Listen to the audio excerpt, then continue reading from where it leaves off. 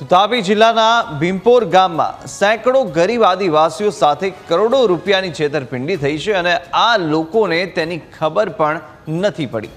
આ ગરીબ લોકો ખેતીકામ કે નાની મોટી મજૂરી કરીને ગુજરાન ચલાવે છે, પરંતુ નરેશ ચૌહાણ અને અનિતા ચૌહાણ નામના બે લોકોએ તેમને લોભાવણી લાલચ આપી અને છેતરપિંડી આચરી।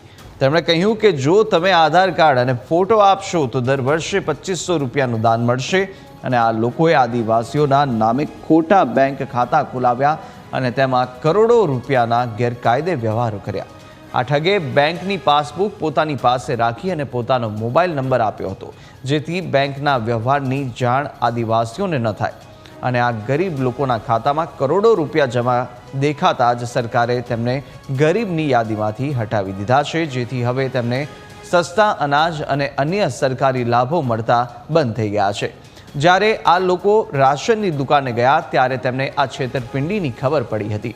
હવે ગામના સામાજિક આગેવાનોએ આ ઠગો સામે પોલીસ ફરિયાદ કરવાની તૈયારી શરૂ કરી છે અને લોકોની માંગ છે કે તેમને તેમના હકના સરકારી લાભો પાછા મળે અને દોષિતોને સખત સજા થાય।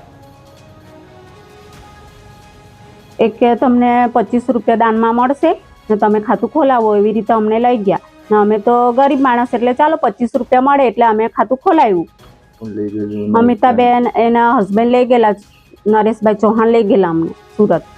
અનાજ નહીં મળે તો અમને તો ખાવાનું નહીં મળે, અનાજ અમે તો કંટ્રોલમાંથી જ આવે તે જ ખાઈએ અમે, ને મજૂરી જઈએ તો દુકાનેથી લાવીને ખાવાનું અમારે। આ ગામમાં જ ખોલેલા એ લોકોએ ખાતા ને અમારા પાસે ડોક્યુમેન્ટ બધું માંગ્યું ને દાનમાં આપે છે એમ કરીને એ લોકોએ તો ખાતા ખોલાવવું પડશે એમ કીધું, તો ખાતા ખોલાવ્યા ને એવી રીતના એ લોકોએ કર્યું અમારી સાથે। એના લીધે અમારું બધું સહાય બધું બંધ થઈ ગયું છે। તો સરકારને અમે જાણ પાડી છે કે આવું છે, તો અમારા માટે કઈ સારો નિર્ણય લાવે ને જે કઈ બંધ થઈ ગયું છે તો અમારા માટે સહાય કરે ને બધું ચાલુ કરે, એ જ અમારી માંગ છે।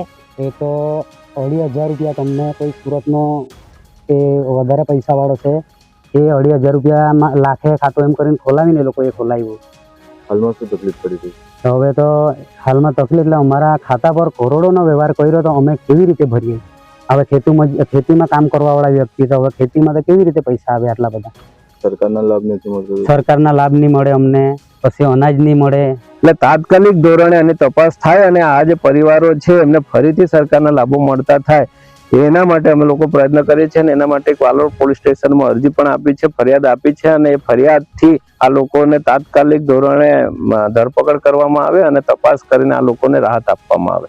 અમારે ફક્ત રેશન કાર્ડ જે અનાજ લે છે NFSA કાર્ડ એના એટલે આવક વધારે હોય તો તમે NFSA નો લાભ નહીં મળે।